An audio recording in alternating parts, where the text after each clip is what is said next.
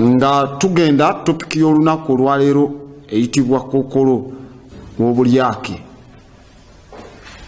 corruption cancer. Yes, corruption cancer. Era nga tujja kuba tukwasaganya ensonga eyo. Mbagamba corruption is the biggest reason for the downfall of most empires and civilizations. Obulyake, cancer ono, this corruption cancer is the biggest reason for the downfall of most empires and civilizations. Empire oba ezimbiddwa etya oba reconstructed on which grounds or on which rocks, so long as it has the cancer of corruption, it has to fall. Jukira topic gye nasomesako etibwa the fall of governments. Kati kino tuli ku the fall of the empire. Kubanga some group of people can tolerate corruption as long as their leader champion their religion or race. Some will tolerate bribery as long as they champion their own pockets. Statement julirize bulungi. Abantu abamu bajja kutoleratinga obuli bw'enguzi batte bajja faayo bagamba kakigende mu maaso. Kasita kibanga omukulembeze waabwe achampioninga mu lulyo lwabwe, mu ddiini zaabwe, mu kabira zaabwe, abalala bajja kutoleratinga okugulibwa bribery as long as they champion their own pockets. Kasita kibanga kibafunira mu nsawo zaabwe. Akitegeera nja kuba mpa example nga bwe tusoma mpola mpola mu maaso eyo. Kati I have lived long enough to see most of my friends that shouted anti-corruption slogans against the government have no problem bribing a police officer and vote a leader of their choice as long as these leaders championed their own benefits. Did you get my statement very well? Mbaddewo ku nsi eno akaseera akamu nendaba emikwano gyaffe gisinga egyogana ebigamba gavumenti eri enguzi, ng'ebigambo bino bivumirira enguzi, naye ng'ekisinga okwewunyisa abantu abo babyogerera tebalina buzibu kuwa kitugga police officer. They have no problem to bribing a police officer or to vote for a leader of their choice as long as these leaders championed their own benefits. Katumulonde oyo tusaba naye ku church. Segezo tuba tusaba naye ku church je tusaba naye nino mulonda okaluluka wano kajukira masekati ga chairman balugala ne chairman Mbowa. Bonna basabisa balonda chairman Mbowa ne tulonda balugala. Kasita oyo gundi ava ku kyalo kyaffe. Oba takola bulungi oba akola ki otekamu kali kasita ava ku kyalo kyaffe. You have been bribed because this person champions your benefit. Banji nobasanga nga bawugana polisi eryenguzi eki yes kituufu naye ate abasinga obyogera be bakyasinza okuwaayo ssente. Waliwo omusajja omwe yakwatibwa ng'alina byakolera ebitali bituufu mu motoka ku bantu abaali bagamba omupiira bagutaddemu n'enguzi, naye okuvaayo okusonyiyibwa wali yalina okuwaayo enguzi. Ne bagamba eyambe agiwadde oba gwe bagiwadde. Now follow very well. When the leader they support, omuntu oyo gwe muwagira, when the leader they support was caught in a corruption scandal, my friends will say they are bigger fish to catch while ignoring the fact that their leader is corrupt. Omukulembeze oyo gwe mulonze lwakuba abagulira sukaali, lwakuba yajja mwana we wamwe wa ku kyalo, kasita akwatibwa mu skando ya corruption, emikwano gyaffe gisinga gigamba oyo bakutte nedda, twetaaga bakwate bakabonganje abanene naye ng'ono akwatiddwa mu sikando wakati nga tugamba awaliyo bigger fish, ebyennyanja ebyo ebinene bibuluwere ebyo byetaaga okukwata nga waliwo ekibuluwere ekyali wano ku military barracks wano ennaku 8 big fish. Kati bagamba betaaga big fish ne ba ignoringa facts nti abakulembeze abo oba oyo omukulembeze waabwe gwe bakutte is corrupt. Muwolereza ono for their corruption nti it is little corruption, nti tewaliwo nguzi esinga ginnaayo yonna eba nguzi, because you cannot fight corruption with corruption. Do you get the point? Tosobola kulwanisa bulyake ng'okozesa bulyake. You cannot fight corruption with corruption. Why? Because all forests fires starts from small and eventually grow massively. Ebibira byonna, emiriro gy'ebibira byonna gye nali ndabye gyatandikanga mpola, just kasipaka katini bwe kati akakabiriiti oba ak'omuliro. Mu kaseera akaddako ebibira bino byonna ne bikwata ne biteta omuliro. Nkitegeera saka akaguza akatini kagenda tuuka kafuuke akanene. Nga bw'olaba omwana omubbi yatandikiranga akwata mikebe gya pepisi ku dduuka, bamutumye amanda ga Eveready oba ga Tiger Head. Omukulu aba alinya boxi waggulu gajjayo, manya amanda bagasembesanga eri waggulu, batugamba nga si malungi kusembereza n'abyakulya, kati nga ku ddaala ly'edduuka gaba eri waggulu aba alinya ogajjayo ngeno omukulu okutte mukebe gwa pepisi, atandika mpola ku pepisi. Omwana oyo n'abeera nga bamukubidde ku dduuka akutte mukebe gwa pepisi, n'atandika mpola ne yeesimbawo ku kyalo ne mumuwa, nabba ettaka lyamwe n'atunda ne yeesimbawo ku bwemupi ne mumuwa.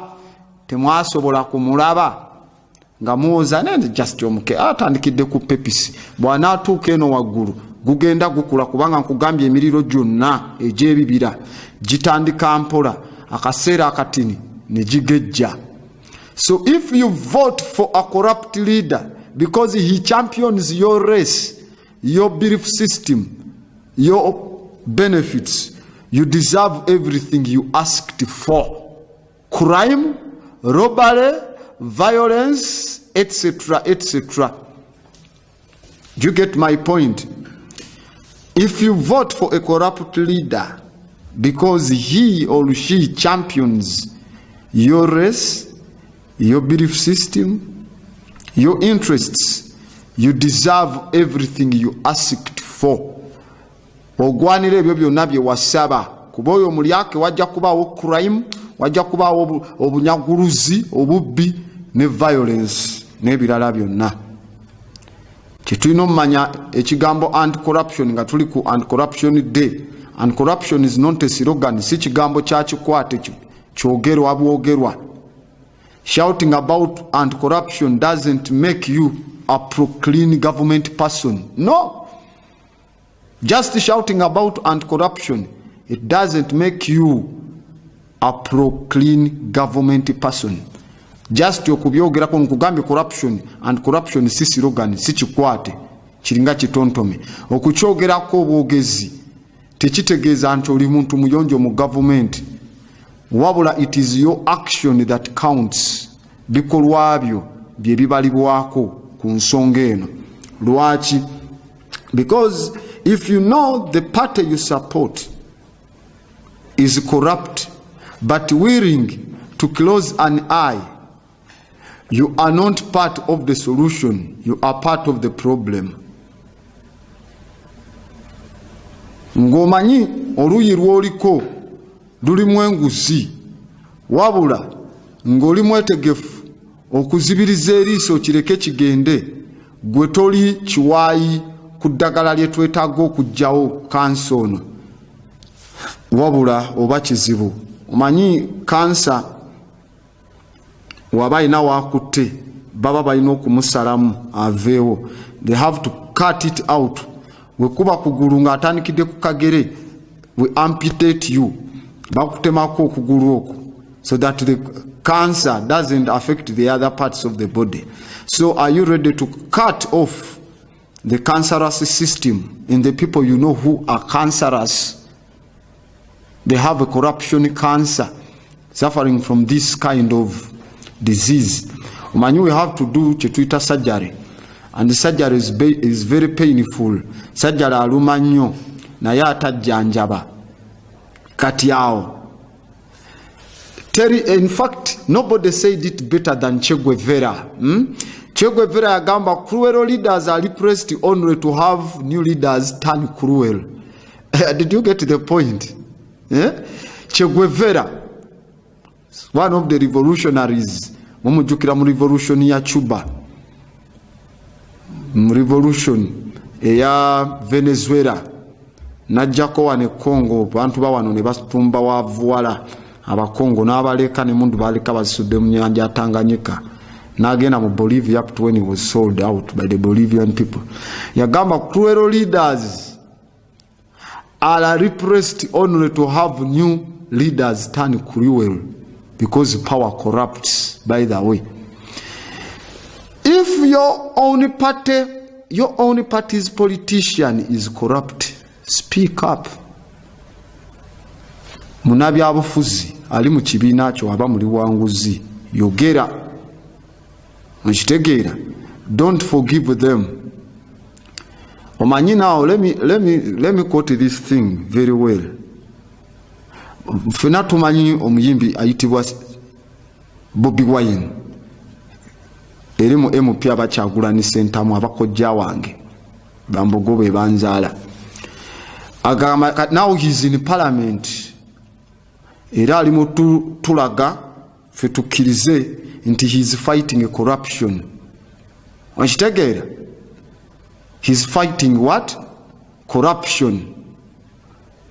Mu parliament gye bateeseza amateeka legislature, nagamba program ya perception twogera buli ku kimu buli wamu, ate nga mba njagala mulowooze ebiseera ebisinga. Agamba ali mu kulwanisa buli akenguzi na fugabbi, naye fight against corruption nze sigikkiririzaamu gyali mu kulwana, because there are no actions anyway. Kubanga he stated it very well in his song nti waliwo n'ofiisi eyansanga ekiro nga nywa manyanga ngaliko, nakkiriza omusango gwe mu luyimba bamusanga ng'aganywa ng'agaliko. It means we bamusanga bamukwata red handed, abaki bamukutte n'obujulizi we buli. Mu kaseera ako mu luyimba teyagamba nensalawo nzikiriza omusango gwange nengenda mu mateeka nfeesinge bannamateeka newozeeko. Yagamba nti kyeyatunula ofisi amugamba Bobi Wine, I'm taking you to arrest you. Mbona akwata mu nsawo n'amuwa ekida nti afande n'amugamba this is the Kawanyi you said of Kasabudo.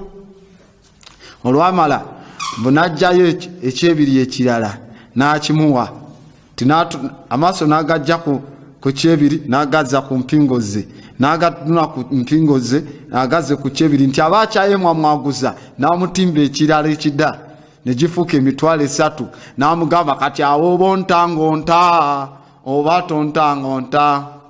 N'amuggyako empingo, wabula naye n'ateekayo n'agamba because money made man and man made man mad. Ekitegeeza wabanga yayimba oluyimba ng'ategeera sente ki Museveni zatasobola muwa okukola kyayagala, sente ki abazungu ze batasobola muwa. Oyo mukazi oyo mumujjukira yajja wano abali mu Ivan Chaka, sente ze baleetanga ziringa ziyise ku akaunti eyo mukyala naye nga ziyite eno to cause havoc somewhere in the state. Gwengoloza, do you think ekigambo kulwanisa nguzi kyakwogera obwogezi nga ne betuteekayo tugamba kati bali ku mulamwa nga kulaga baagiwa dda? Now that shows kitegeeza now there was some sabotage by the police. He sabotaged the role of the police before becoming an MP. Ate nga ye yasalawo awe kuba ofisa yali agambye kati kankuteekeko empinga, I'm going to arrest you for idle and disorderly. Naye nga ate teyali idle, he was smoking, he wasn't idle. Now, can you imagine that they know, these police officers, can you imagine, wali bali bamanyi mukulu Kyagulanyi sente yazijja mu music. Now if they know he gets government salary, what we call corrupt government salary, because ezo sente bazibyemu no service delivery nga bwe kiva.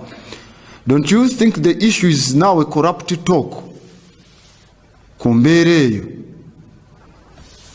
ebiseera ebimu anyway tugamba nti power corrupts, but sometimes power does not corrupt people. People corrupt power. Let me rephrase it very well. Power does not corrupt people. People corrupt the power. Because the worst disease in the world today is that cancer, Goraba. The corruption cancer. And there is a cure for this cancer. One of the antidotes over the cures, it is transparency. Obwerufu. Eddagala eddala, you cut out the cancer. You amputate that part in Ndwadde. You drop them. Era endala best solution is firing squad. Yes. Because corruption is like a ball of snow. Kabanga kapira kamuzira. Once it sets a roaring, it must increase. Kasita katandika okwevulungula kugenda kwegattako obutundu obulala obw'omuzira nga kifuuka kinene. Kati etandika mpola kyenagambye otandikira mu bubbi obutinitini ne bugenda nga bukula. Kati oba wabuteyimbwa ne mubaamu abo ab'ekiyinja abo abatalina master key nga bakwata ekiyinja mu kaddeya ne bakiwuuba ne bawuuba buwuubi nga bawuuba bebe male kido ne badwa ekiyinja oluggi. Abo nga tebanafuna master key. Waliwo abatanafuna mundu abo abajja n'amazzi agookya gaba gatokose nga gali mu flask, asooka nayo ekikopo kimu n'akiyiira omukuumi ekyokya nawe nga kati mutuwe ssente kuba oba n'akiyiira gwabba namugamba ngenda kufukamu ekikopo ekirala okiraba flask twaze na flask nga 10. Oyo n'abaawo ne wabaawo ababbisa butidde akulegamu nakukuba ejjinja limu. Kati bagenda bakula, ava ku kiyinja n'afuna master key.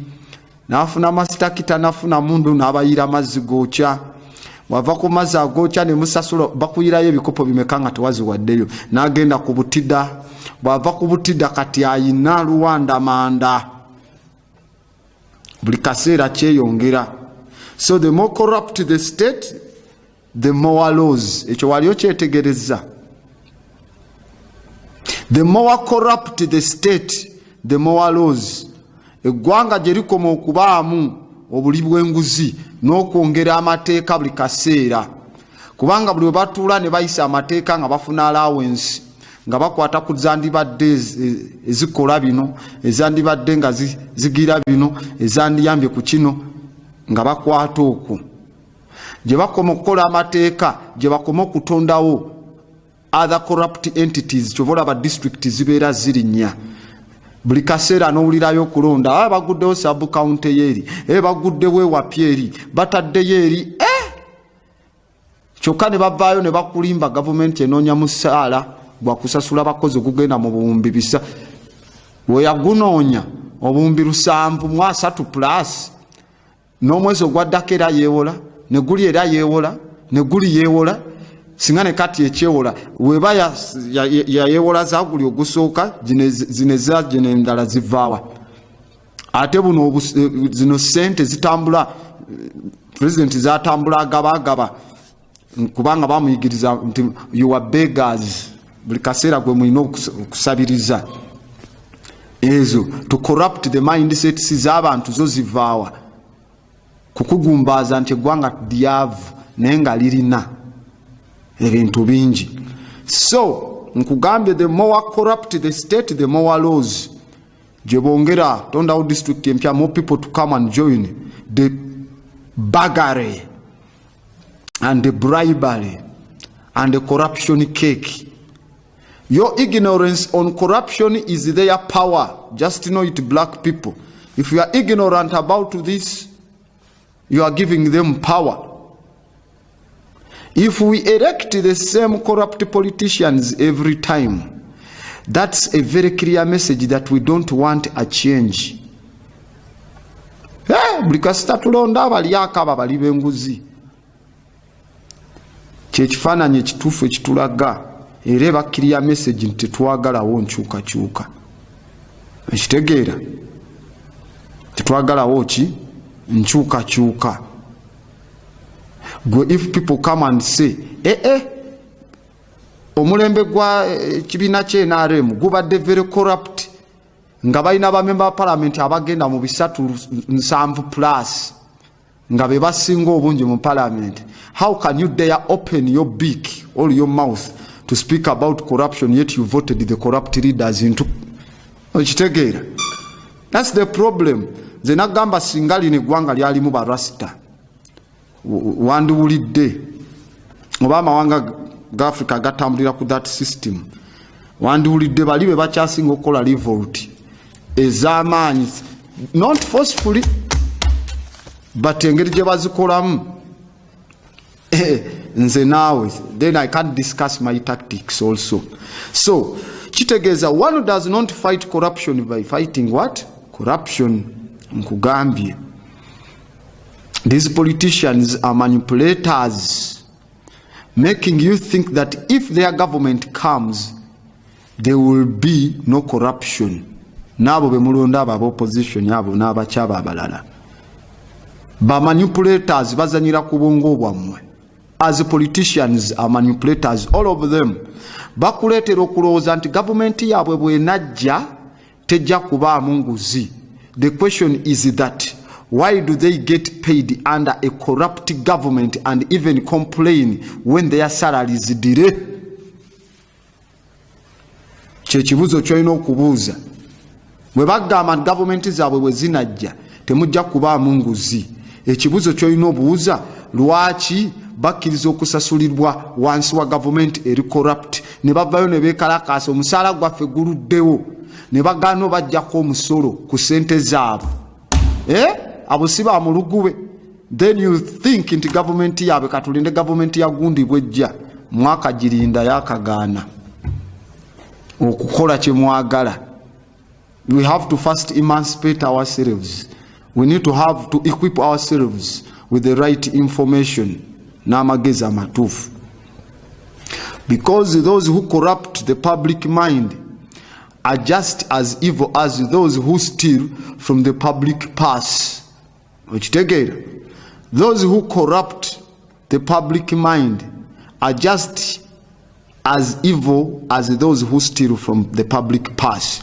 Abo abavaayo ne bateekawo kansa w'enguzi ne bakorruptinga obwongo bw'abantu nga babalimbalimba, mulindeeko akaseera kajja, yulisi tsunami, ab'e Masaka mwesimye mujja kumulaba ng'ayitaawo agenda. That corruption, mental corruption, they are just as evil as those who steal from the public purse, ababba mu wallet y'eggwanga. Africa will not be destroyed by those who do evil. Africa will be destroyed by those who watch them without doing anything. Statement yobo gitegeera. Ensi yaffe Africa nga tukomawo ne mu Uganda tegenda kwonoonebwa abo abakola ebibi. No, ensi yaffe eyonoonebwa abo abatunuulira abakola ebibi ne mubaleka ne mutabaako kye mukola kwabo abakola ebibi. We have the best government that money can buy. Do you know that? Statement yonzo obutagitegeera. We have the best government that money can buy. Tulina government esinga okubanga esobola okugulwa ensimbi. kitegeeza its leaders are corrupt. You just get the money, tell them to do as you want, they will do as you want. Why? Because we're too implementing what we called our economic plan. Okuva ku season 1 paka ku season 12 oba ku episode 1 paka ku 12 mu season 1 nakutegeeza we set our businesses once after netugenda kuba politicians, we buy all of the politicians bayiseewo ebyaffe because we have the money. Fe tusalawo politician yani gwe tuteekayo because it's all about money. We have the best government that money can buy. Let's implement our economic plan. Chekisinga obukulu, let's have the money and we control the economy. It means we shall control the leadership. Okitegeeza, people should not be afraid of their government. Government should be afraid of their people. Mu abantu temulina kweraliikirira government. Leka government eberenge eberaliikirira. You have the economic plan. Bwe musalawo ekyo tetujja kikkiriza. You put a condition. You have bought all the politicians. Let them bring a bill. Let them discard ekyo bakigaana. It's not coming. Can you imagine it? Because of this cheap money ne bakkiriza GMO oziyingire wano. Mukitegeera buzibu. When plunder becomes a way of life for a group of men in society, over the course of time, they create for themselves a legal system that authorizes it and a moral code that glorifies it. Black people, let me face you very well. Statement eno ndoza mjitegeere bulungi. When plunder becomes a way of life for a group of men in society, obunyaguluzi bwe bufuuka obulamu oba embeera y'obulamu mu kabondo k'abantu abamu mu bantu, mu kaseera ak'obudde obuddako beetonderawo bo bennyini system ey'amateeka, legal system ebawa olukusa eri bo nga lukkirizibwa mu bbibwe era n'empisa ey'okweyisa ewa ekitiibwa abo ababa babbye.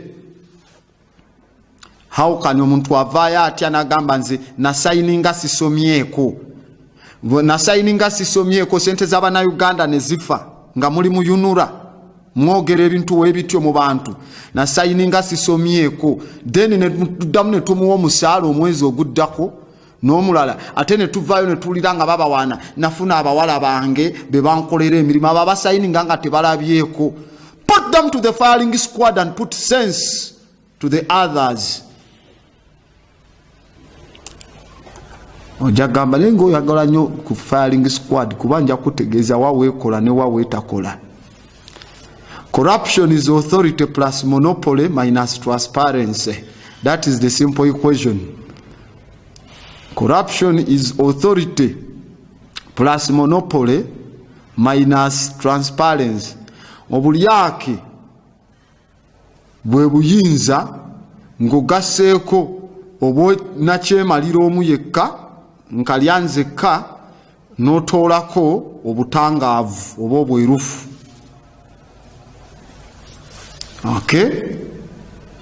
Corruption is authority plus monopoly minus transparency. Those who fight corruption should be clean themselves. You can't come ng'ogamba nti oli clean nga olinako scandals z'enguzi ate ng'ogamba ogenda kulwanisa obuli bw'enguzi. Kugambye those who fight corruption must be clean themselves. What people fail to appreciate is that the currency of corruption in elective office is not money but votes.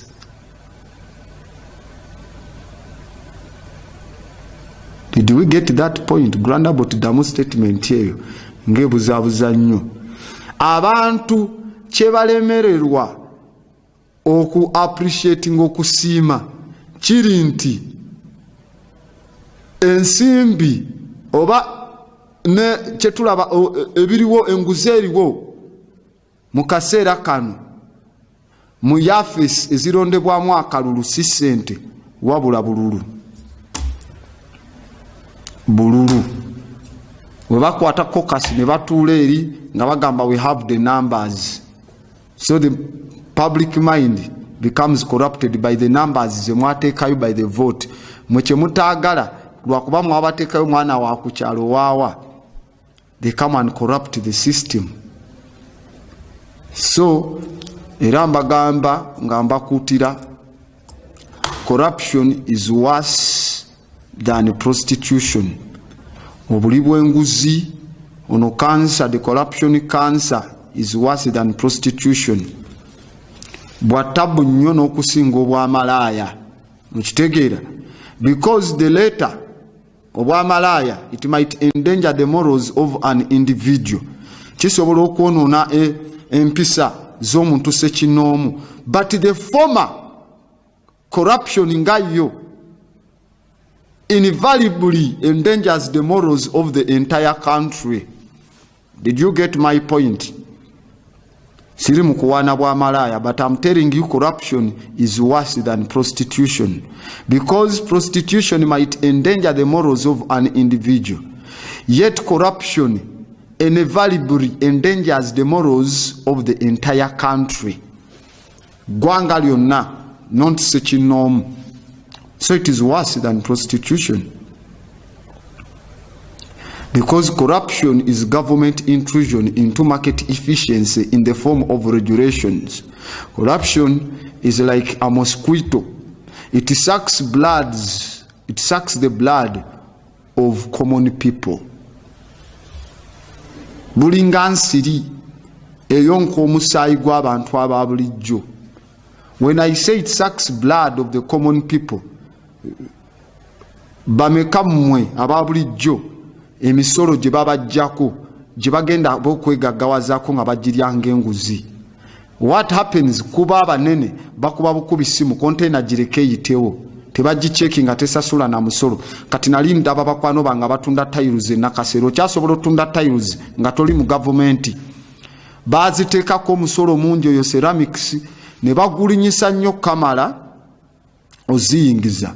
Kati bo be baziyingiza, okitegeera, bwe baziyingiza ne ziyingira waneeno be balina ozitunda ku bbeeyi gw'ogenda okubalamu ng'okolera mu deficit. Ate n'ekirala twatandikawo kampuni ekola tiles eri ekapeeka naye tennakola production amala kusavinga ggwanga lyonna. Awo we mbagambira, you fools, every disadvantage is an advantage. Statement eyo ngikozesa nnyo ne munyiiga, otuyita otya aba fools. No, statement bagingambanga nga nsoma ku nsonga bwe ziti mu African Shishata system. Bantu mmwe enguzi eringa ensiri enywa musaayi gw'abantu ba bulijjo.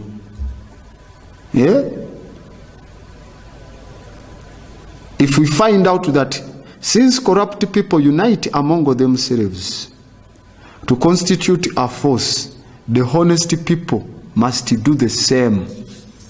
Black folks, wekibanga abantu abali b'enguzi beekwata ne beekola akapooli okukola ejje eryabwe, abantu nammwe abali honest abalina obwerufu mulina okukola kyekimu, nammwe mukole akabondo, mukole ejje eryammwe.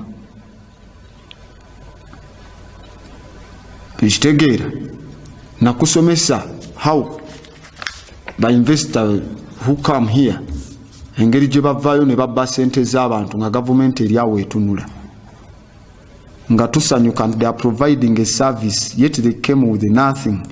They never tebalina kantu keba. Mujjukira wano nga nsomesa how these banks operate. They come with a corrupt attire, a public manipulation. They corrupt the mind of the public. Ne babeera nga bavaawo ne ssente nnyingi nnyo ze babbako abantu. Tugendagenda mu bitongole bingi ebyenjawulo, tulina essaawa namba n'eddakiika 2. Those are 80 minutes. Now katandike tubeere nga tunnyonnyola ku nsonga ezimu. nakutegeezaamu engeri bank engeri gye operating ne zibbamu sente then ne babaleka ne bajja wano recently nakusomesa aba investor engeri gye bavaayo nabo ne bakola ki ne babbamu sente z'abantu. Nagamba bank ejja buzina linnya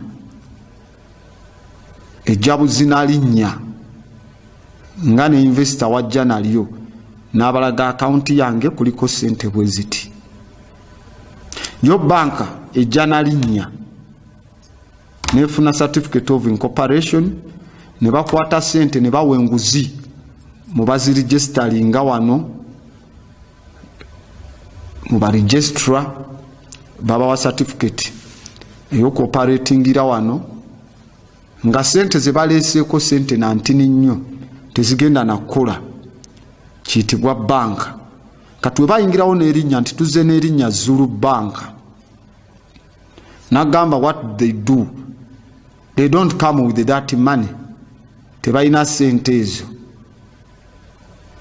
Matter of the fact banka zino zijja zigira sente zaabwe bazikola repegging ne bazibalanga abalina dollars, okay?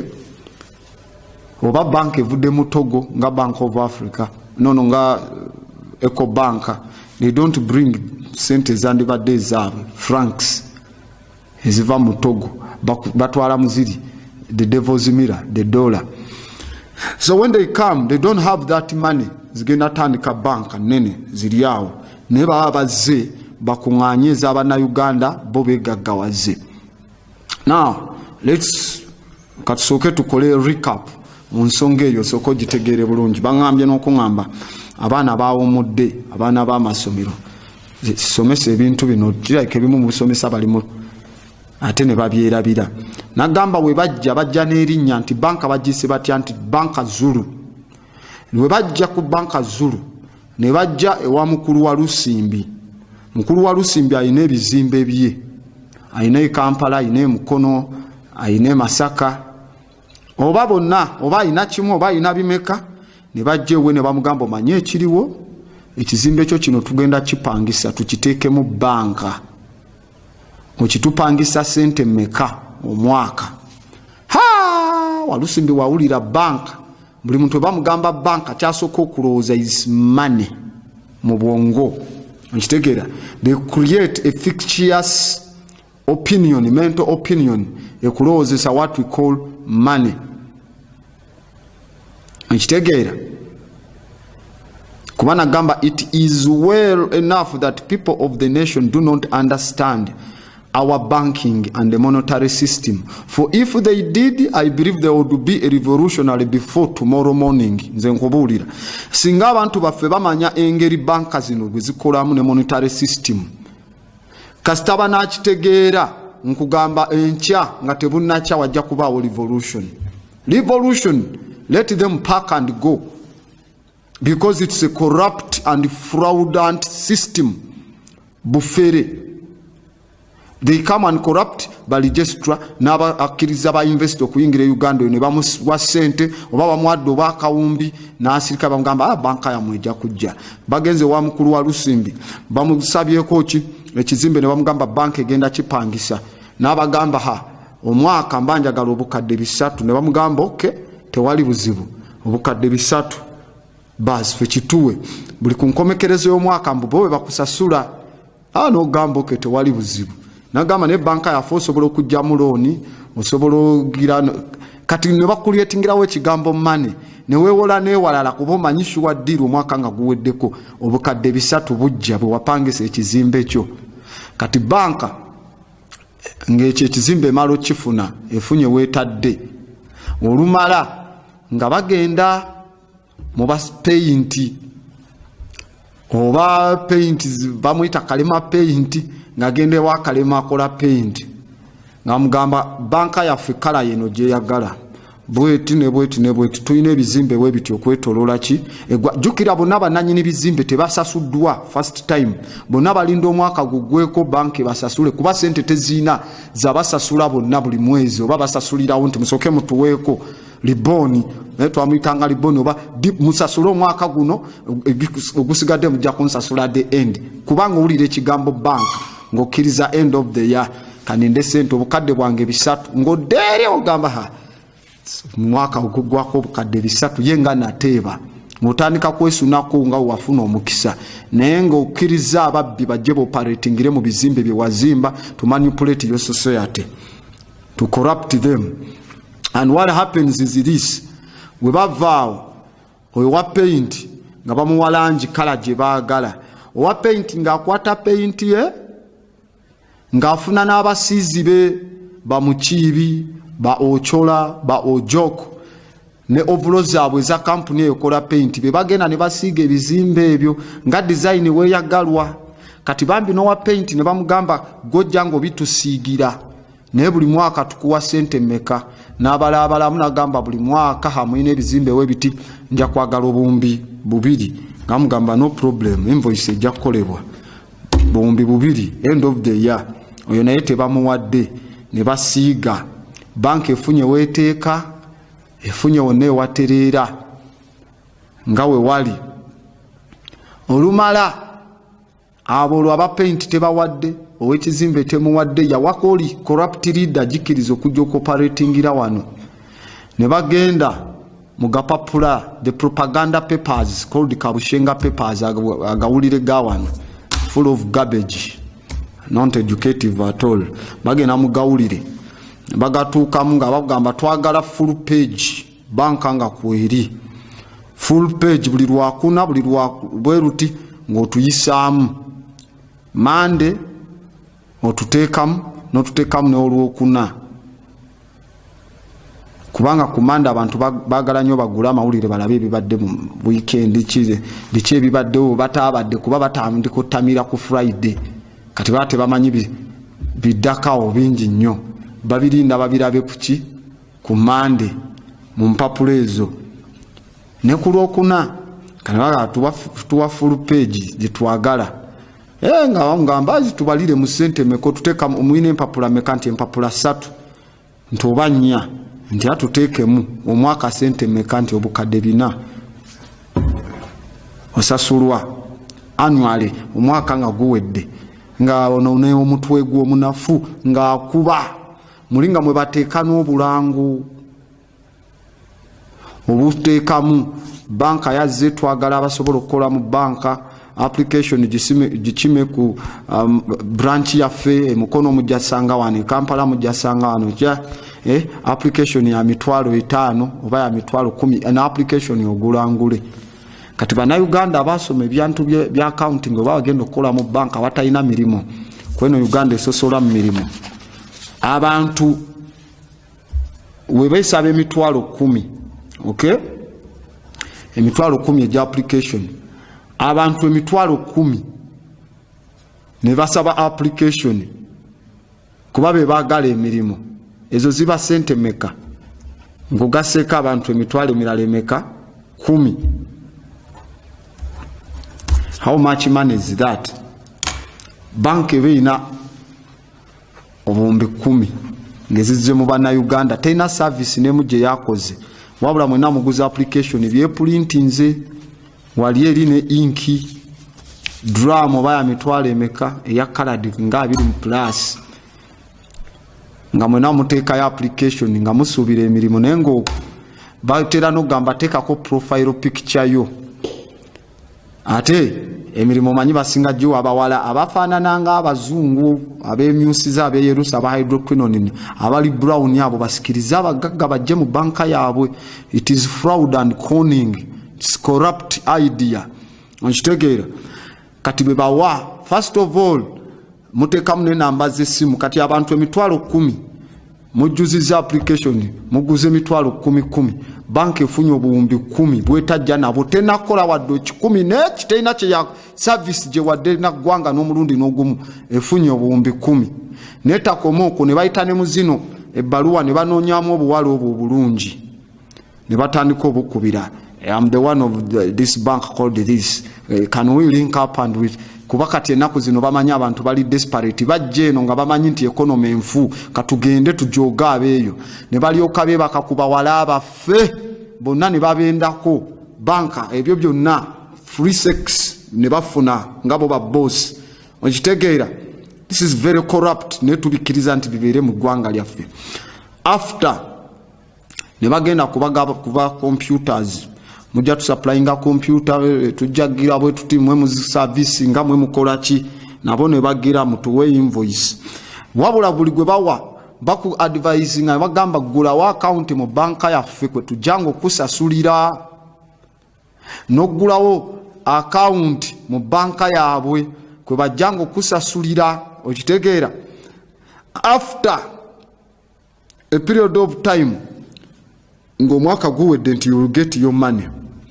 Kati oluvannyuma ne balyoka bagenda mu buli obulango bwe bakubye mu mpapula z'amawulire, jjukira naye tebamusasudde, bafunye obuwumbi 10, ezo ze zibayambako okwambala amasuuti n'okuzimba nga bagende wabwava muno.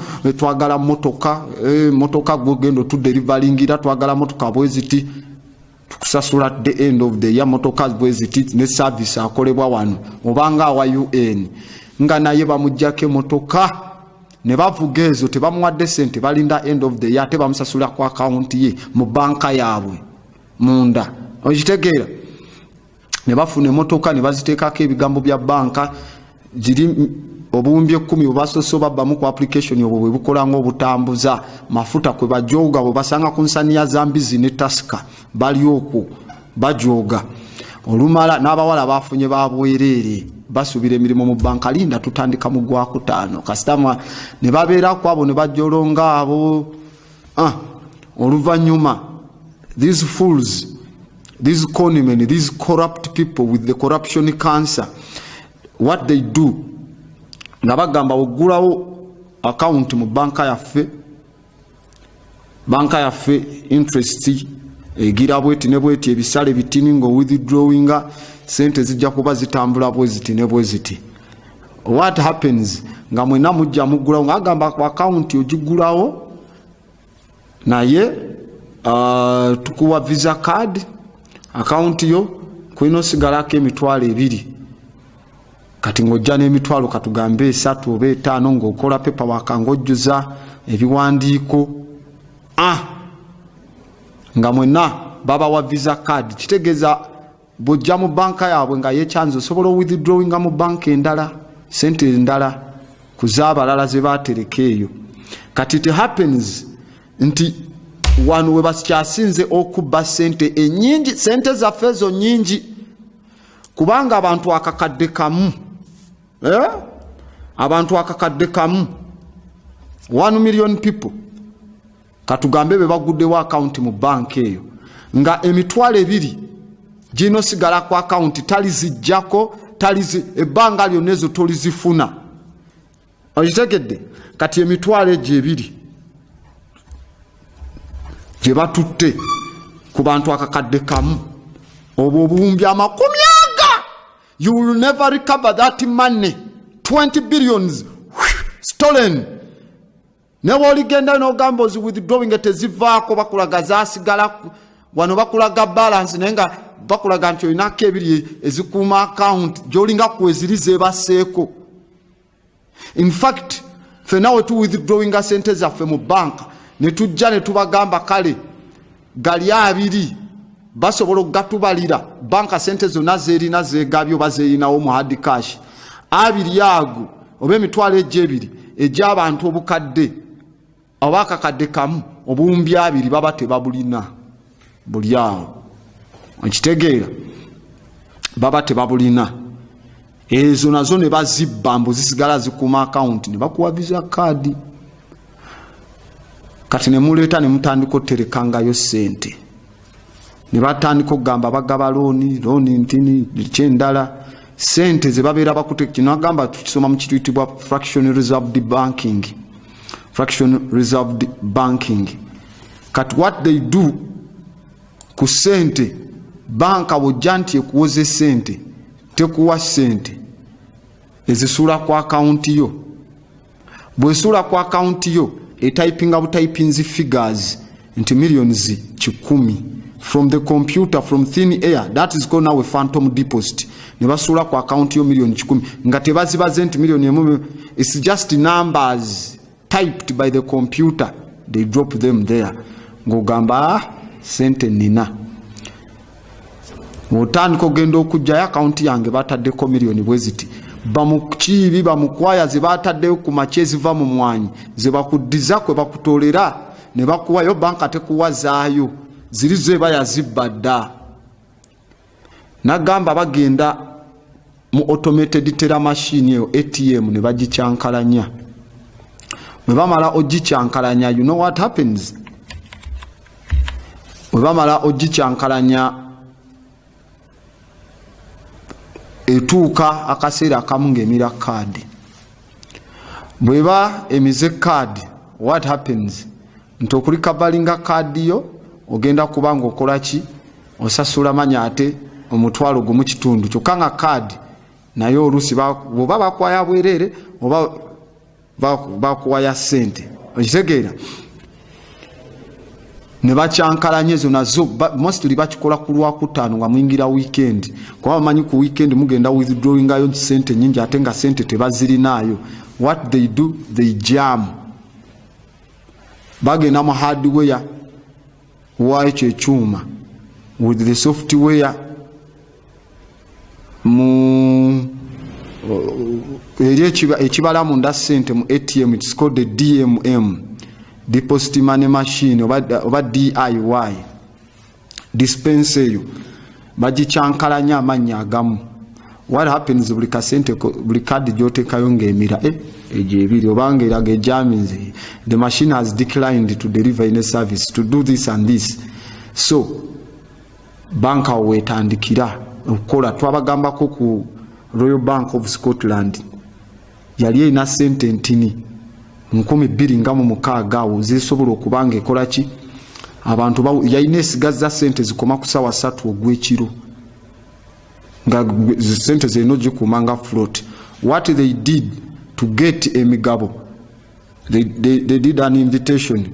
Queen najja nanayitinga CEO w'eyo bank omuteeka ku tonight y'okuteekako ebiso wanene mabbali, you become a night akiteeka kuno ne wano ne ku mutwe. Mu kuteekako emigabo gyabwe ne girinnya kubanga balina ranka ya waggulu. Ennyonyi za Bungereza ne ziyita ku banka yaabwe waggulu. Buli muntu n'agamba yo tulina oteekayo ssente. Akitegeera? Ne babeera nga batandise, they caused a fraud system mu bantu. Kati mu kaadi zino baba zicyankalanya tuyina gye bayita Banacomat. Banacomat oba BANCOMAT eba wali eringa kuolabe wali chip oba gye tuyita microchip. Kati yawo bwe bavaayo ne babeera nga basobola okyankalanya buli eyingiramu mu nsonga eyo kaadi ng'esigala oteekamu ne bagamba teekamu pin gye bayita personal identification number. Kati Banacomat engeri gye bayasetingiddwa okukyankalanya kaadi yo ng'egenda nga ssente tofunye ng'ate kumande bagenda kujjamu ogumu ekitundu oba ebiri oba emeka to recover your card. Now that is swindling. Those are swindling banksters ku system gye tulina. So if kasitola banga banka zeyongedde mu ggwanga lyo, just know your country is very corrupt, very very corrupt. Erireese abantu okubanga bazze okubanga bakola ki nga babanyagulula.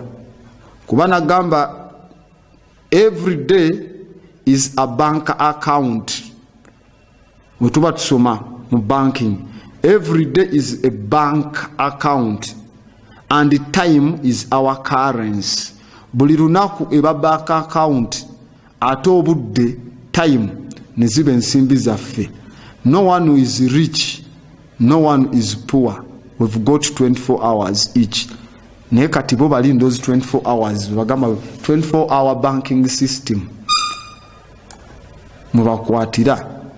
So rather than justice for all, we are evolving into a system of justice for those who can afford it. We have banks that are not only too big to fail, but too big to be held accountable. Nozolabe ebiri mu banka wano ze Uganda engeri gye ziggalwamu engeri gye zikolaki. We shouldn't even have time oziwolereza because all banks are fraud. Banking is fraud. Mukitegeera. Kubanga I sincerely believe that banking establishments are more dangerous than standing armies. Why? And the principle of spending money to be paid by posterity under the name of funding is but swindling futurity on a large scale. Za tabu nnyo. Za tabu nnyo. So those are there. We can fight corruption, this cancer, by one thing, transparency.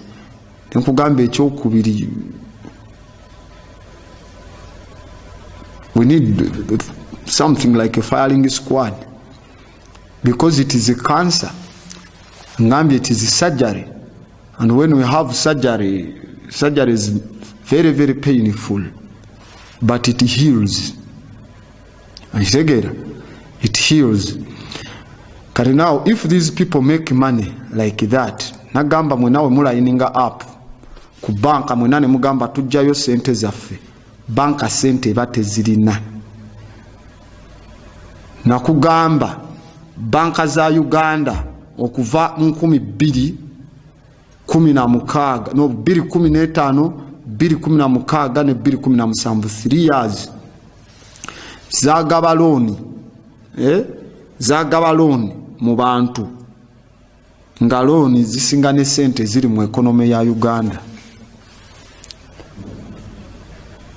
An economy of $27 billion ne mugaba $29 billion from where does the bank get the money from?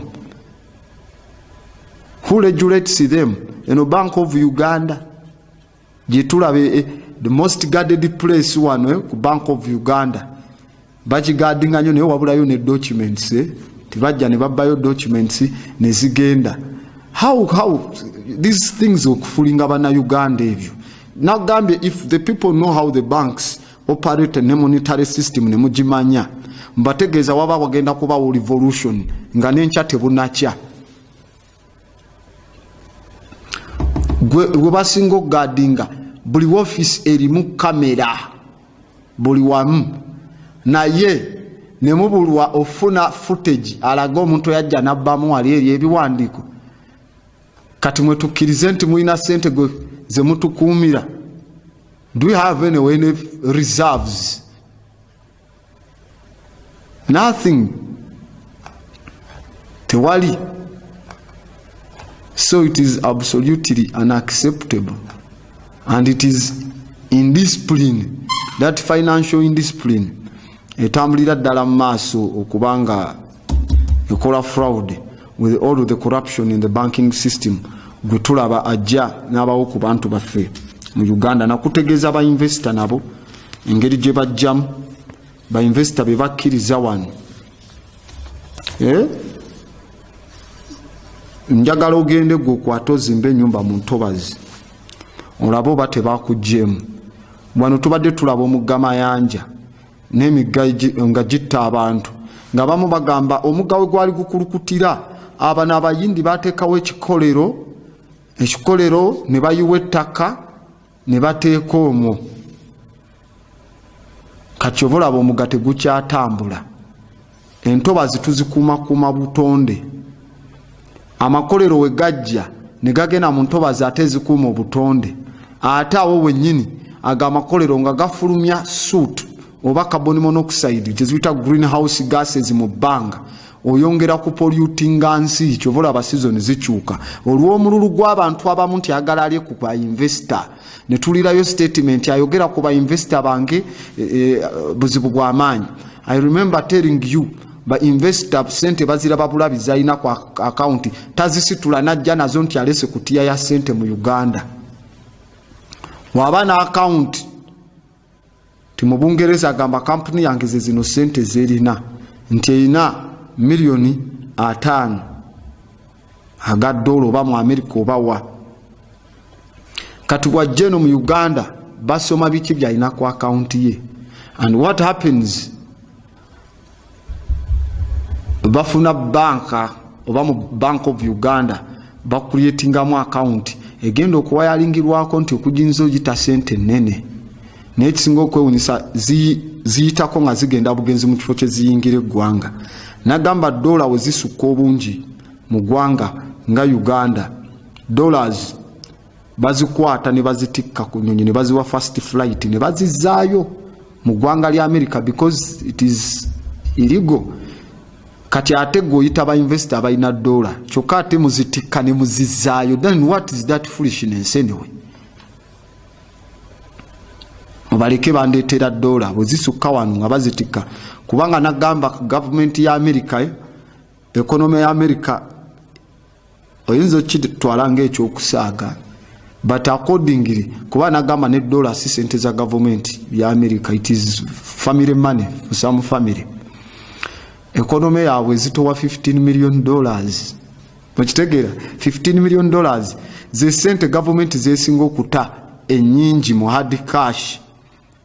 Ezisigadde baba bakuwa phantom deposit, bazikuwa just figures not cash.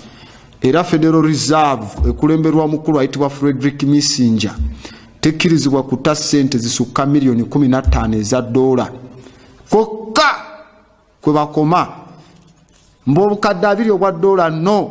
Kati ate omuntu wa bulijjo ng'oli mu first class citizen,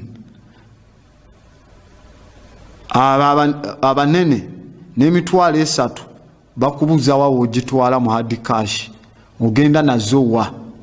Okitegeera mulina kubeera naza 2,000 10 mmeka bwezi etyo.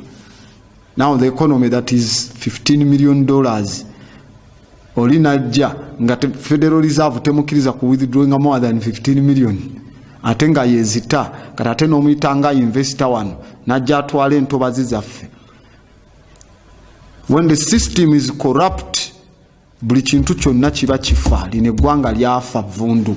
Nkitegeera njagala otunulire nga bamenye bazimbye mu ntobazi mulimu n'abasimbamu kasooli ne bamusaawa tebamulinda kale akule season kubanga tuwulira n'abantu abali enkuyege ne batuuka offa ne tulaba emirambo abaana abayonka emirambo gy'abamaama nga batambula nguudo kunoonya kyakulya, naye bano abatumbaavu ne bajja ne basaawa kasooli ate ne bamwokya, committing again another pollution.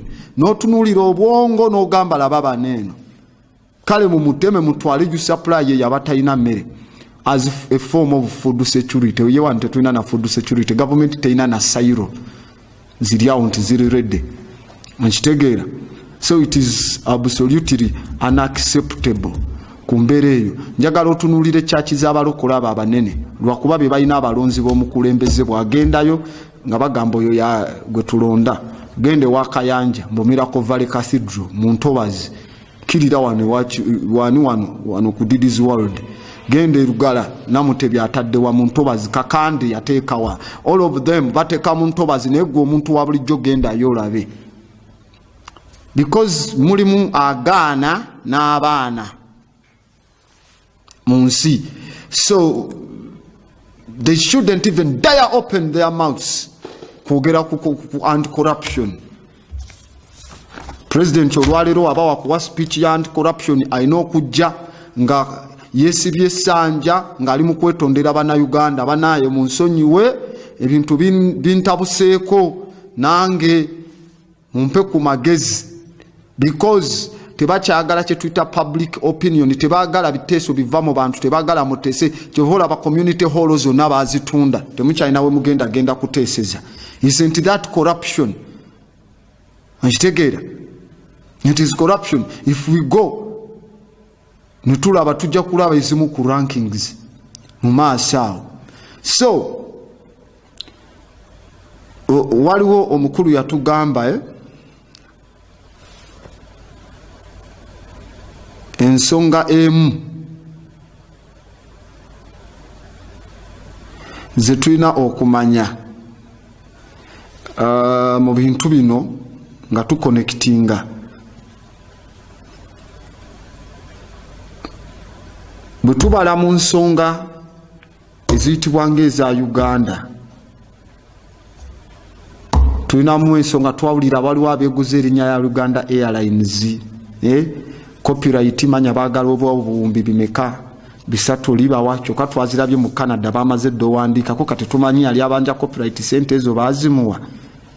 Nkitegeera tuyina ensonga ze tutunulamu, corruption ewamu gyekolera ne batajjogerako bali abanene, neweekolera eno neeyogerwako. Nkitegeera bwe basanga munange omusomesa ng'asomesa abaana mu holiday bakukwata coaching bakwata n'essomero bayinza n'oligala. Lwaki omusomesa mu holiday, lwaki mukolaki? Naye genda kwaga amasomero amanene olaba oba tebasoma mu holiday, bawumulayo wiiki emu endala ne baddayo ne basoma, kuba bo bateekayo ssente tebakwatibwa. Mu abalala basomeseeyo olabe, olaba bakookingira nawuwo ne bakuzigirira poliisi n'ekutwala. Nwebuuza okusoma kubi enewe wadde sikiriza mu the education system ya wano, but still osanga bayinza oyigayo ekijja okuyamba mu maaso awo. Okitegeera bo ne batakwatibwako, bali abanene bano abasigadde ne mukwatibwa. Musomesa ku busente bwafuna mbagamba John Ites where he works byokana ali awakolera nvunze erira ku mulimu ennoni talina wagenda zitunda, kuba katale woyina otunda ennoni liba ssomero. Kati essomero bwe bali egulira ennoni ate gogenda genda oguza essomero ky'ennoni zisigala awo. Manira kaadi babalambale ne muwandiikako ne mukubako bane a ba ziri awo. Olina okukola lesson scheme nga bwetambula scheme book olina ogyegulira. Ne bibanga bintu bizibu byamaanyi nnyo. Teacher yegulira scheme book, okitegeera kwalina otambuliza kwagenda osomera. Member wa parliament constitution bamuwa ya bwerere, ne bamuwa na iPad kwagenda okolera zisaaki bya bwerere n'ekitimba kya bwerere wali eri. Omusomesa yalina okwegulira kwagenda okukolera lesson scheme. Okitegeera asomeseza mu holiday anoonye byekigulira amagala eddiba akwatiddwa. Nga tuulira n'owulira mutugamba nti ssaawa za office zikoma ssaawa 12 naye ne tuwulira president atulinze ku State House tujja mulaba ssaawa mukaaga ogw'ekiro. Who is violating? Ani amanyiira ani enewe? Tujja mulaba ku mwenda, tujja kulaba nga yateeka office erina koma ssaawa 11. Ekitegeeza byonna ebibeeri it is corruption talk, oba biba it is breaking the law and order. Kinkugambye balina kujja batwetondere ku nsonga eyo, and we don't forgive. Bwe tutunuulira ku bifaananyi ebimu tujja kuba ne Transparency International Corruption Perception Index bajja kuba batuwa ku bifaananyi ebyo. Graphs zino tugende nga tuzekenneenya ku screen awo tulabe really where have we reached. Awo wonna, you can give us those graphs tulabe eggwanga lyaffe lituuseewa, amawanga na lwaki bakugamba nti Somalia is the most recent corrupt country. Yes. Now otunulira graph eyo gyolaba ya Transparency International, those are rankings. Bw'otunulira ku mukono ogwa ddyo bw'otunulira akagambo live wekali, bwe tukka eno ku namba 151 ku mukono ogwo waliwo eggwanga lya Uganda wansi wa Nakaraguwa liri mu ranking ya kifo 26. Ago gonna nga bwe gazzenga gali aki enguzi. Most of the countries agali okwo gotunulira mawanga gamu gabaddugavu ng'ogyeko mu layini eyo omuli eggwanga erya Uzbekistan ne Russia eri waggulu. Naye ageeri side eri tulaba Congo Democratic Republic eya Congo bali mu kifo 21, Tajikistan, Chad, Eritrea, Angola, Turkmenistan, ago mawanga gali mu Middle East oba West Asia, Iraq, Venezuela, North Korea, of which mulimu ranking ezimu figures zeskills ganya nazo ku mawanga agamu olwa bias. Katulina Somalia wansi, Sudani, Southern Sudan, Syria, mawanga bwe gatuneka zino zi Syria, Afghanistan, zi Sudan, they are in war. Amawanga gali mu war, enguze ba nyingi nnyo. Mutuzigirire abayekera baliwa government ke bawe sente bweziti.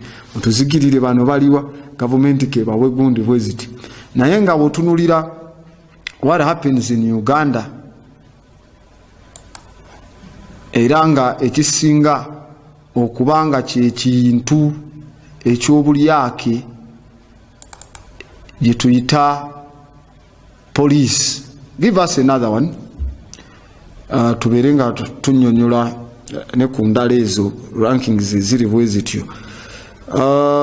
Eyo ya East Africa, otutunulira eyo ya East African Community okuva 2013 tumazeko 2017 kati tuli mu 2018.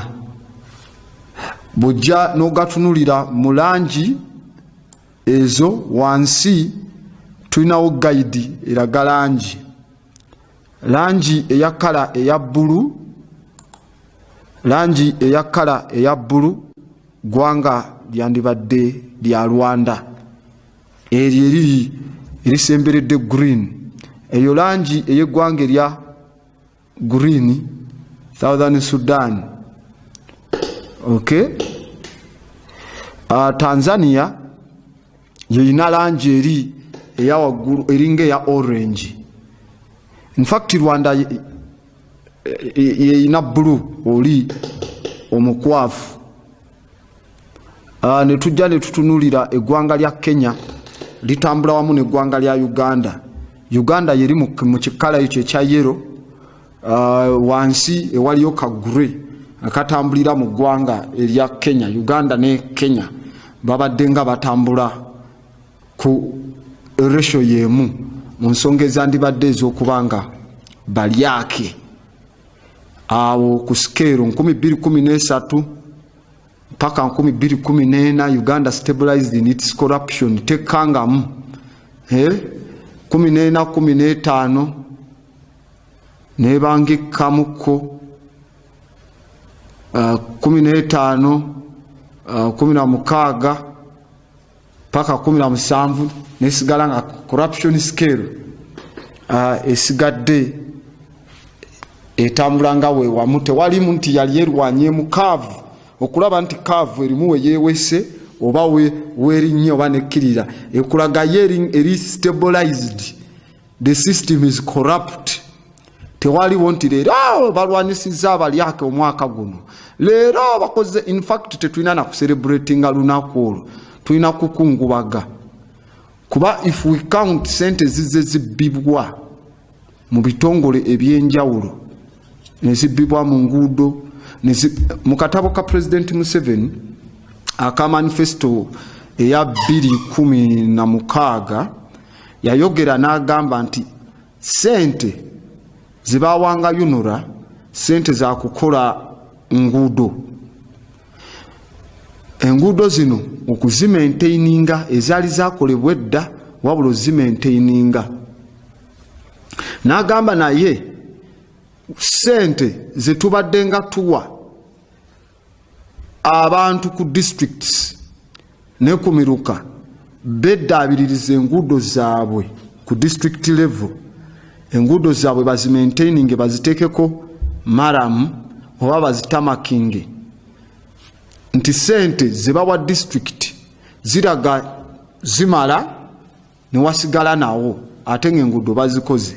Naye UNRA nti yo bwe yajjanga n'esaba ng'esaba ate ezikubyamu ziri emirundi 3 nti bo ze zibamala n'agamba lwaki UNRA egamba tezigimala ng'ate ku district level basobola okukozesa ate zino entini bano lwaki bagala tukubyemu emirundi 3 ate enguudo zaabwe ku district level ne bazimaintaininga eri ne zigaana balina ziwota boazas ezaabwe bavayo ne banyigana nakakati kyetujja concentratinga district zonna okuziwa ebyuma bino kubanga jjukira wabeerangawo ziwakisi mu district ez'enjawulo naye munange ebintu byayingiramu n'ettaka erimu erya wakisi balitunda the foolishness of privatization.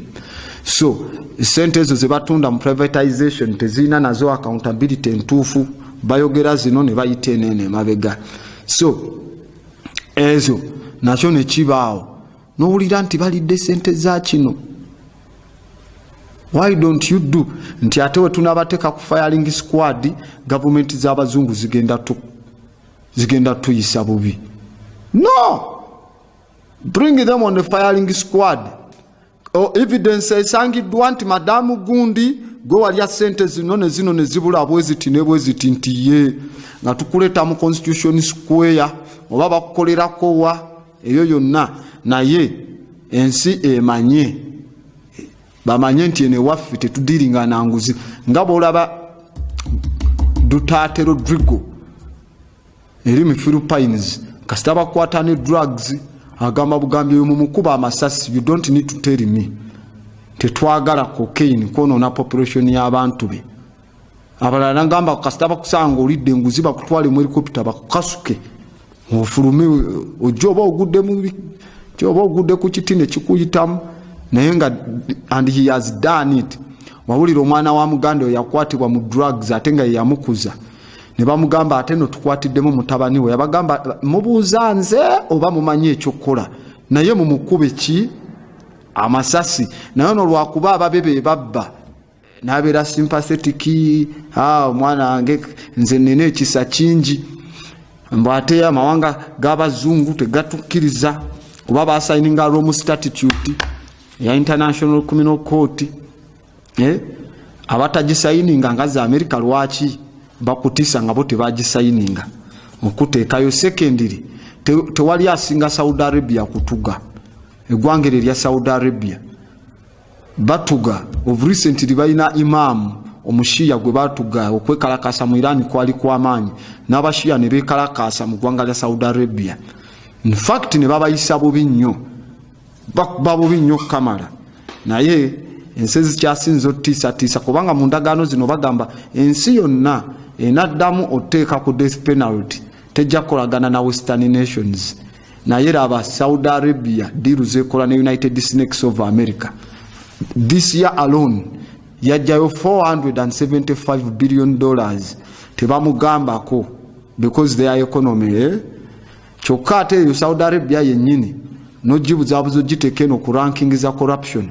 Mu Saudi Arabia ebizimbe ebizimbibwa amafuta byonna bya family bali mu family egi tosobola kufuna clearance kifaananyi kyo ekyo ekizimbe oba architectural plan nga toyise mu bali ekitegeeza baba balina okutekula ki ettooke but bo tebaboogerako. They still deal with the European Union. They hang. Afghanistan ewali yali akola mu World Bank government gye bateekayo eya Ashraf Ghani ne Abdallah batuga era we bakwata wali nga babbye sente z'eggwanga kutugibwa na kubwa kalabba kubanga babaddenga abataliban bakorruptinga abantu mutulaga amagye we gali ne babawa sente ne kutuga ne bagira ne up to now bakyafuna donations okuva mu ggwanga erya. In fact the donations that don't help because they destabilized your state. Kati zino donations they bakuwa it is just paper, it's not peace at all. So now that is the problem. Waliwo gwe nali ngamba emabegaawo nemugamba otunulira the drug war is a total scam. Otunulira manga galwanisa the drug war is total scam. Matter of the fact tulaba wano bonna abakwatibwa ne cocaine newa bawunzika tebaliyo makomera nga bateereddwa nakitegeera waliwo wano omubaka yafa ne bagamba nti yafa bitokoza bwongo cocaine omugenzi Serena Nabbanda ne bagamba nti boyfriend we yali abimuwa bwe bamuleta mu kooti tebamubuuza walinga obishopingawa walinga okolaki okuwunzika nga yejjeereddwa because it was maybe propaganda ebijwetekeko but wotunula the drug war mu nsi it is a total scam. Kyetuyita prescription drugs zitta buli mwaka abantu abagenda mu bukadde busatu baffe eddagala lyebawanikako 2 times 4 3 times ki overdose obanga eddagala lina side effects nezibayisaawo wabula marijuana kills no one at all but they spend billions and years fighting the marijuana because potheads make for good little slaves to put into private prisons, okay, owned by the banks who launder the drug money, and it is all documented. Bokitegeera okulwanisa kye bayita drug enjaga olutalo luli scam kubanga eddagala prescription drugs zino amakerenda gatta abantu obukadde busatu buli mwaka enjaga teyina gwebese marijuana kills no one but baspendinga billions zesente n'emyaka nga bagirwanisa lwaki because potheads make for good little slaves to put into private prisons owned by banks who launder the drug money. Kubanga bano bwe babakwata bano ba drug warlords sente zaabwe baziyisa mu banks zino mweziyisibwa nga balondalinga kati banka zino to own the money bamanya drug lord yono adiringidde mu bitundu ki akoledde mu bitundu ki ne bamuwaayo bwe bamuwaayo olumala okukwatibwa n'ateekebwa in these private prisons oba these prisons nga wulira nti ebanka eteekamu ssente mu basibe mukomere ebafeedinga no eba emonitalinga kintu kyayo nga bwe kiba kitambula kubanga sente z'abano ba drug lord eba ezisigazza gwe weebuuza ekintu kimu bwe bagamba sente zo bazifurizinze bagenda mu akawunti eyo banka ne bazikwata zonna ne bazijjayo nti bazitutte bazifurizinze baziwithdrawinga bazikola ki kubanga yo banka teyakola musango kuba n'akawunti ne bagamba akawunti ye eri bweti tugifurizinze we bagigalawo the money goes back to who? Ojja kumbulira answer. Who takes that money? Anyway. Mwetutunulira all the mega corporations on the planet make their obscene profits off the labor and suffering of others, which complete disregard for the effects of the workers, environment and the future generation.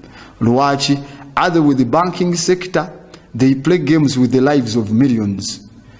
Hysterically reject any kind of government intervention when the profits are roaring in, but are very, very quick to pass the bill for the cleanup and the far-reaching consequences of these avoidable tragedies to the public when things go wrong.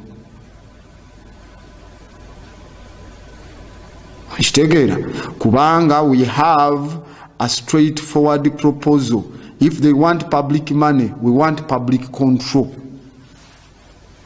It's that simple.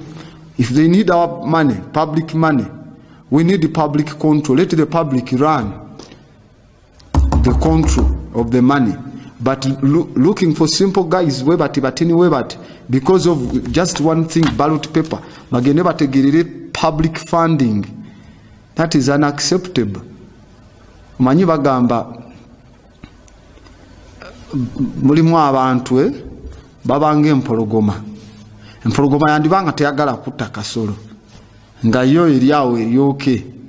naye kasita kayitawo nga kadduka kabuuka kanyirira ng'egamba yii naye katyako ng'ekafubutula ng'ekalya mulimu n'ebyetta obusi nga tegenda kulya just maddu gaayo. Kati wano kyenagamba mu nkola ya Abrahamu Masiro agamba tulina ebintu ebisobola ffenna okutumala otukusa ku nsi eno naye tewaliiwo kintu kikusa mululu gwaffe.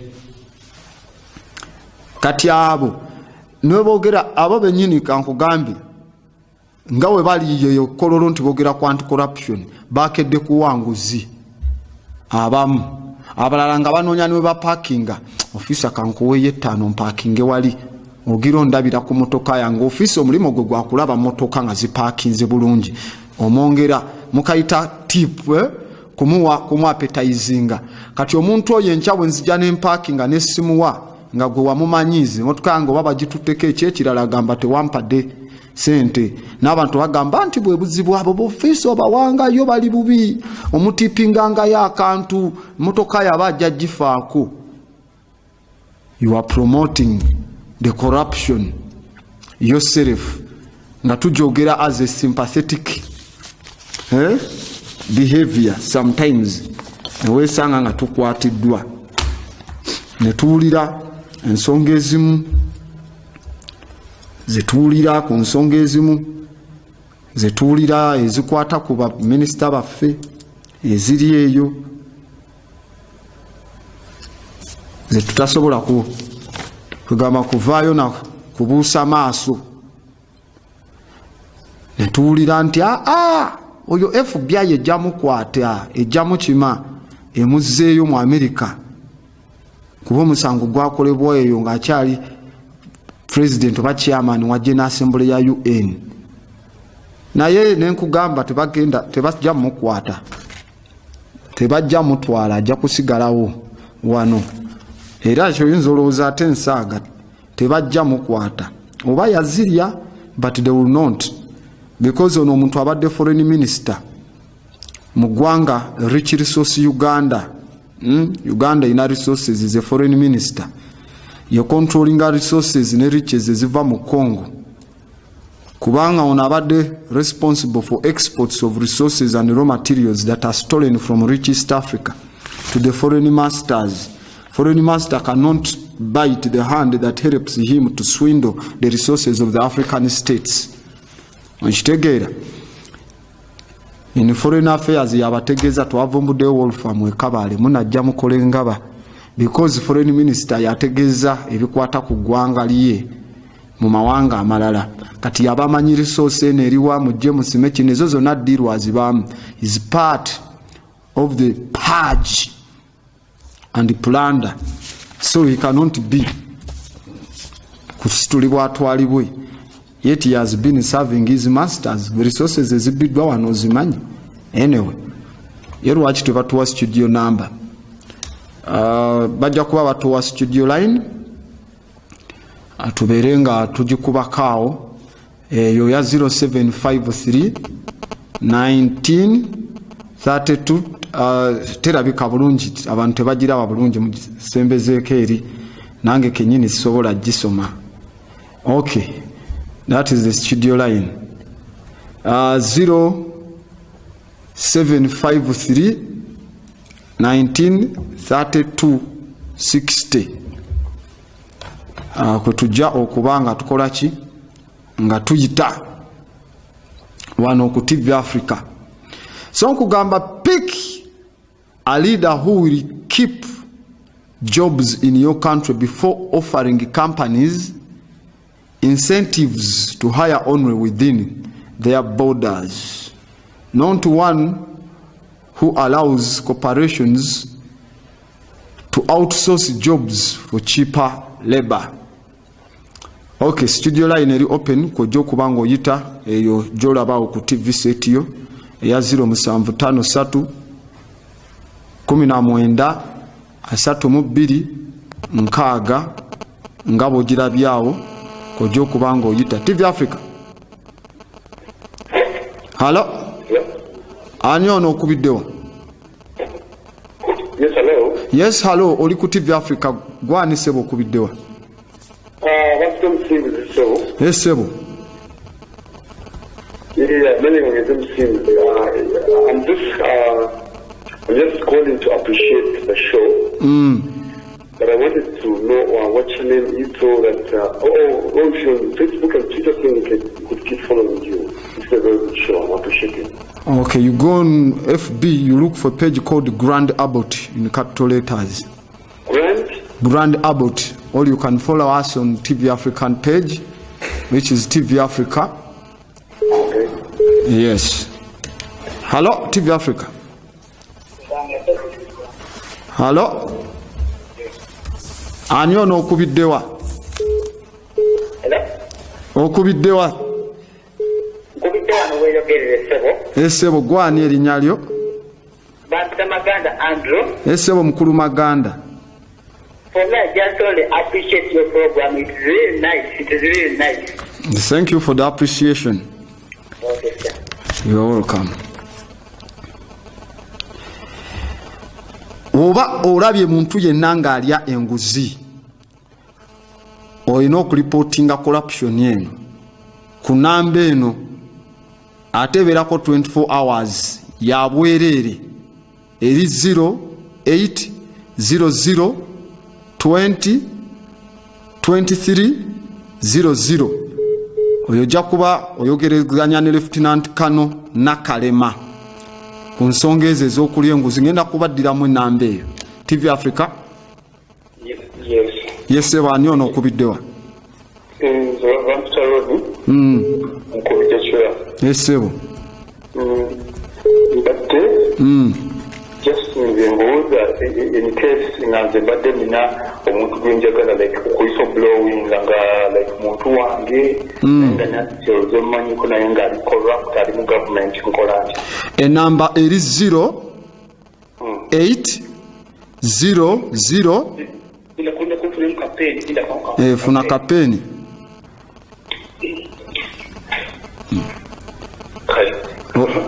Mkuwe? Yes. Enamba eno ya bwereere 0800 20 Okay. 23 Okay. 00. Kale. Eriko ayitibwa Lieutenant Colonel Nakalema. Okay. Museveni yajogerako. Okay. Esebo. Tusobola n'omuyisa ku mpewo kuno kwennyini. Okay. Kale, fine. Ashe. TV Africa, hello? Hello? Okubiddewa ani ono? Esebo gye bali ku gwani okubiddewa? Esebo nawe we bali kuba ku TV gwani okubiddewa?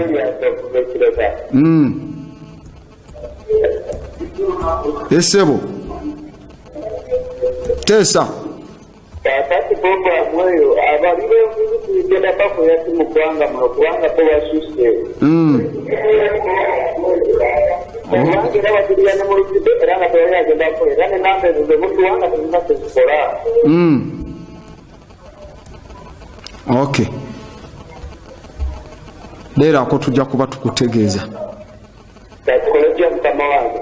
Esebo ngenda kuba nkutegeeza we bali kubanga okuba essimu ab'ekireka bonna abatulabire.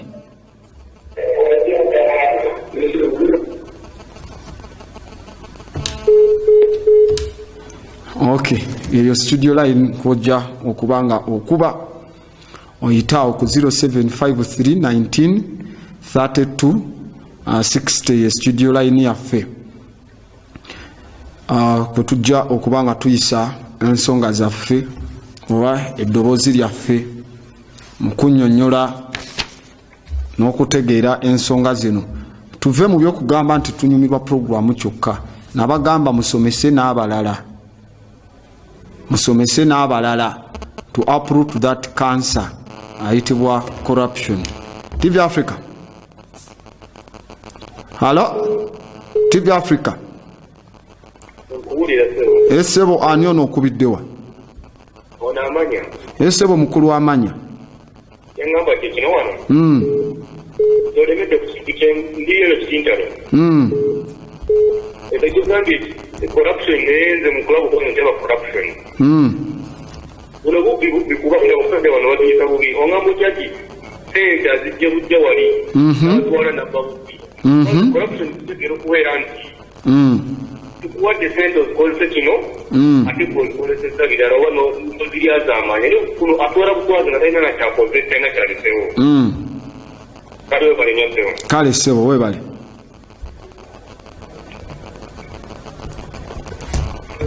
TV Africa halo halo ani ono okubiddewa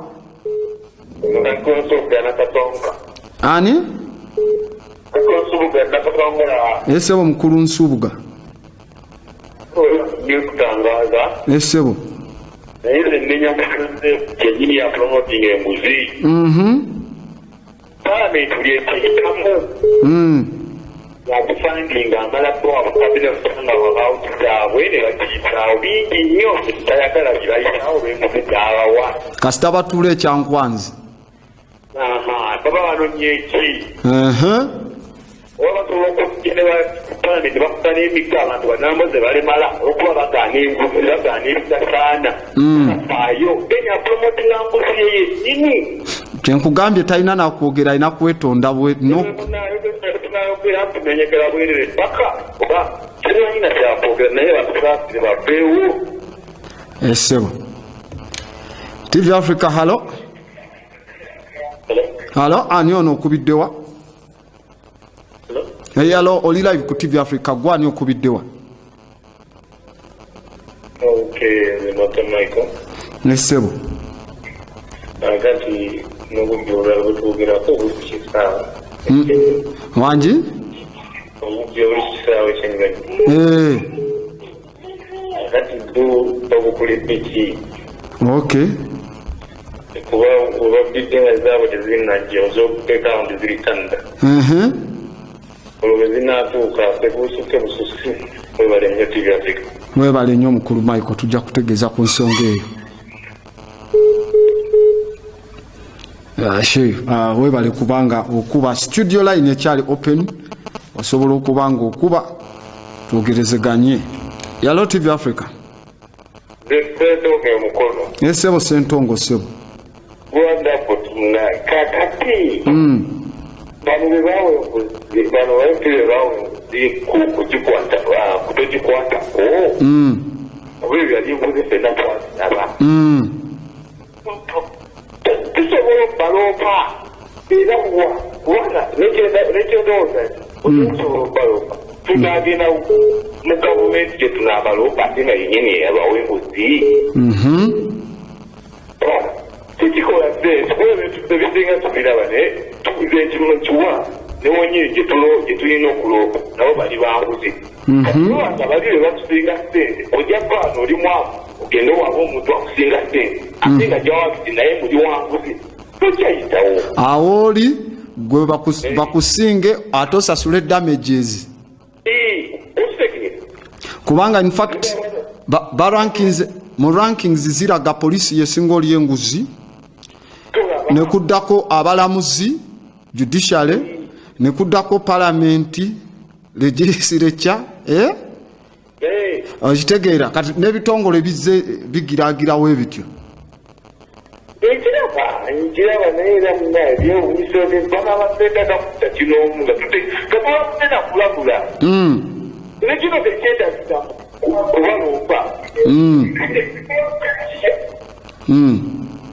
waliwo nakyankalanya waneyo naye kugamba tulalina kumanya naye ebintu bino ebyetagisibwa ebikyetaaga balamu nabatyo gwagamba tuwandivuddeyo netugamba netubakwata ashe tujamakira nnyo ashe TV Africa halo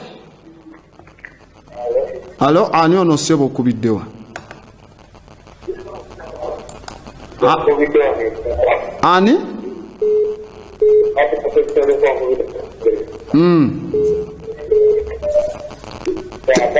esebo tukugoberera era tukunaza programu yo esebo kati tumanyi kubanga kati tuli mu ggwanga tugira maaso netudaginga mukiremu ebirala enguzi ezo tetumanyi better up. Mm. Our position. Abo bali bakozi.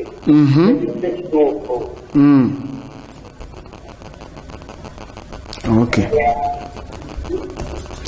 Tujja kuba tukutegeeza. Yesebo muganda wange. TV Africa, hello? Hello? Ani ono okubidde wa ssebo? Zero nisizidde wano ekirinya ssebo. Kakati? Nze waliwo kyembuuzaamuko. Waliwo mukwano gwange kale yali anywamuko. Yali anyweddemu ne yeetwala ku poliisi naye okuvaayo baagirawo bakutusambiramu nse. Egamba baali baagala tujjamu ssente. Ye yanywa n'awulira nga takyalina security n'agenda ku poliisi. N'agendayo nga tumanyi nti poliisi eba ekoma muntu wa bulijjo. Kituufu kye kirina okuba ekyo. Naye munnange ebyangu kale weebale nnyo ssebo. Ssebo kati omugamba nga mukwano gwo tosobola kuteresa kibe nkoko zo. You can't keep your chicken with the fox. You can't give a fox to take care of your chicken. Kibe kati kubana abasajja abo, those are vampires. They are cannibals. Nagamba never dine with them cannibals. Kubanga in the long run they will eat you up. Nebajja okubanga bakulya. Katufune essimu ezisembayo. Studio line ekyali open tusobole okubanga tuwunzika. Ndoza tujja funayo nga babiri basatu kweyo studio line enamba ya simu gyolaba osobola okuba etubeera nga twogerezeganya awo. So tosobola kuteresa kibe nkoko zo. Abasajja abo bazibu era n'abakwano bange abamu abali mu poliisi naye balina bye batiisatiisa. TV Africa. Yesebo ani ono okubiddewa? Yesebo. Badde neebuuza lwaki wabula obunassenya obujja tunabuze kunokola nga bumakanika wabula nga kakolerako omulimu kagamba okunsasula nakutula banka akawunti omugamba akawunti njagaza kinaingengalo zange okweteekeratuneza sinakenjagaza nangamba muno genda ogwendiye mu banka nanga ate gwe nina akawunti nga katonda agenda zimpa nkiye onjigulawo sene ne bazimpa ogwasooka ogwaddako kabakabadi bangamba tugenda kukubira essimu tugenda kukubira essimu nemugandoddamu obanga agenda kukola omuntu kagala bintu byateeke nkutimaba nkuweteeke akuwateeke okutontoolinga mutimanyako enzigeragera ku akawunti nga talina adina ekikumi ekawamuyesemu yeinvesta asobola okufuna omulimu okwama talina adina ekikumi mukitegedde wabula banka bungi basindika binkyatuma bamatekiya nakyagamba tumanya mugamba banka kale mutegedde nekalegenda matimbe enamba y'essimu obwa namba y'essimu ngoba bataze okumayako emirembe ani kati enamba esobola akawunti nambayo buli kisaa nagamba tingana tulina tumanya y'essimu biki awo kabbanka kogereko kibuga kyonna kyonna nakalaba ATM machine emu kyokka mu branch bungi kabanka kyako kabanka kikogere bakaita Orient Bank banka olwekyengo eriwano kuwiriyamu wokka ozunga wano nobagamba tebanatekawo ekyo kikokupandi bakuteekawo tuma visa tumayo kadasepia ogendawo tewali ATM kyokka bagamba ye babakutumikidde bagamba kyagezeza penkiri biki ekakyoka nga tesibafuna sente z'omubudde aye ne bazitemu olwedde tuna Ecobank, tuna Ekizimu Bank, tunali ayo wale microfinance, one babukiza bwe license. Microfinance nesta ko ne bagikize ne license ola sente. bange kama tina kwekula kwa tina kwekula kwa ekabadiyo bayimanyi kwetereka sereza mwene muzigabanya akitege tena na sente ze yajja nazo erikuza abantu kwebba erikuza abantu ate kayebalekawo kampuni simanya kampuni egendo zimba lukumbe lweki yetaaga basulema yetaaga baki ebita kimanya kumbe yokukiza emitwalo 10 nga mugambye ekamba ebagenda wakaliyo banke aikumi abakeera balondawo babiri bano bali professional bakuliziddwa okuvuga tuzo nabasisi era ngebale kuweereza kane nkwerekerezo byotwongerayo mu maaso esebo katumba ewakiseka ndabira lubega oyo ashe bandabire bonna abewakiseka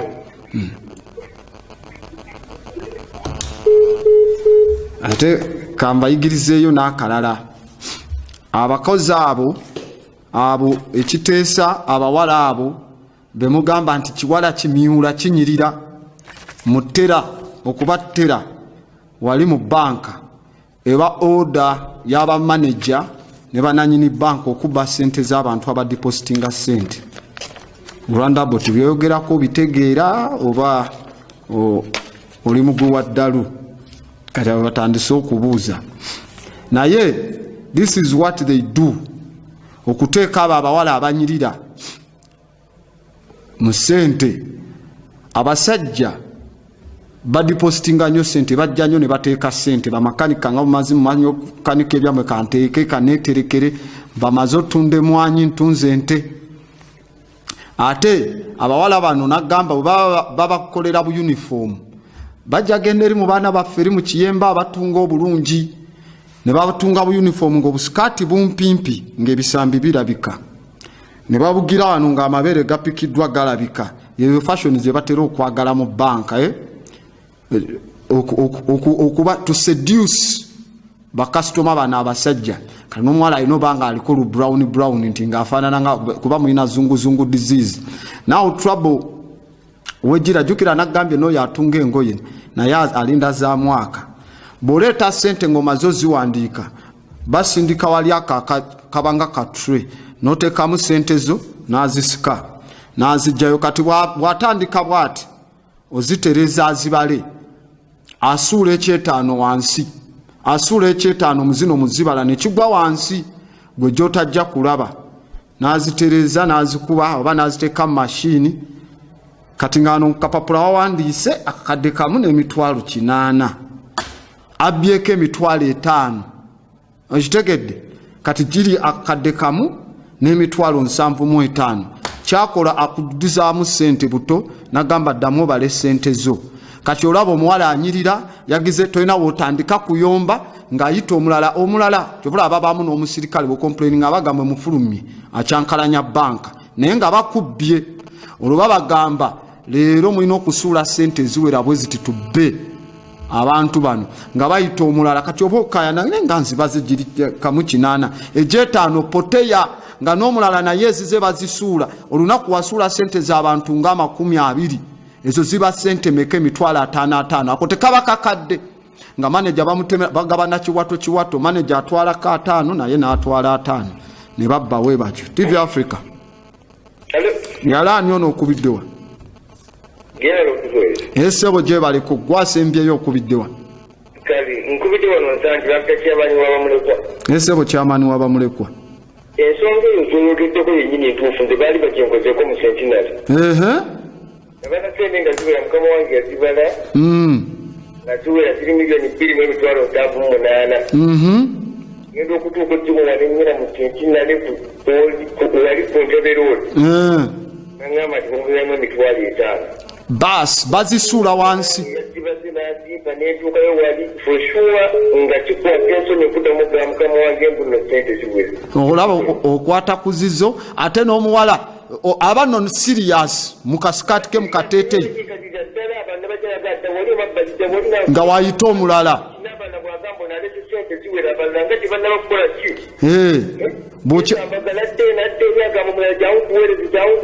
bw'okyankalana omusirikale ng'akufulumya ebweru yaji bagamba tikuwa umani ziragamba kicyo kibedera kase kusende zone tezo laba sede nyingi nyo aha aka kodyoka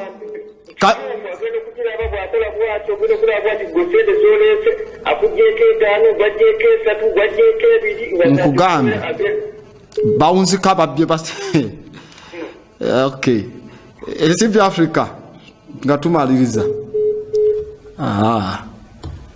nange kati esimu nange njijjeko makitegeera sente bazibala nasuula bazisuulanga olunaku nkugambye wasuula za abantu 2 asudde bw'etaano ako kakadde ne teroli naye nasula no bakibagamba kuva munda mu banka muzisuule n'abala wano nasula na damujjuze sente zo zibale bulungi jangu omulala bwe batyo bababba ne babatega abawala nti balabika bulungi noti okuyomba n'okola kino omusirikale wali waba mwali bwe mutandika okugira jja wali n'abuza what is happening agamba you take this man outside is complaining is not toyite yeri munda mu banko labo bazisudde wansi kubanga waliyo kamera ojja kukwatibwa nti obba that is how we bajja ne babba nagamba kasitola abensi yo nga yeyongedde mu banka amanyi obuzibu bw'amaanyi nkugambye since corrupt people unite among themselves to constitute a force then the honest people must do the same. They should also unite begatte ngabo to make a force that is going to do what? To help them.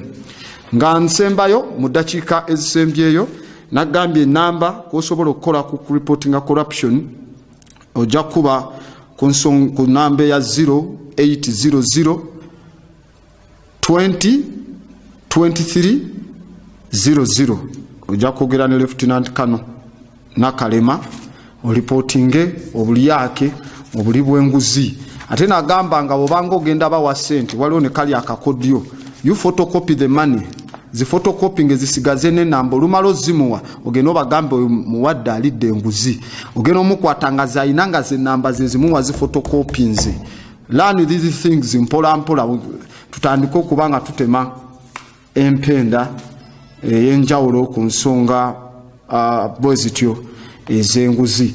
Mike agambye ku kyokubbira ku kisaawe ky'ennyonyi nja kuba nkyogerako mu biseera awo ng'ennyonyi ezo zituuse okujjira ddala obulungi nkutegezeeko engeri gye babba bagita stowaway stealing ekolebwa ku bisaawe by'ennyonyi. Obadde mulabi mulungi ku program Perception ku TV Africa. Program ebaawo kuva ku Monday paka Lwakutaano kutandika n'essaawa 10. Tusinkane olunaku olw'enkya ashe.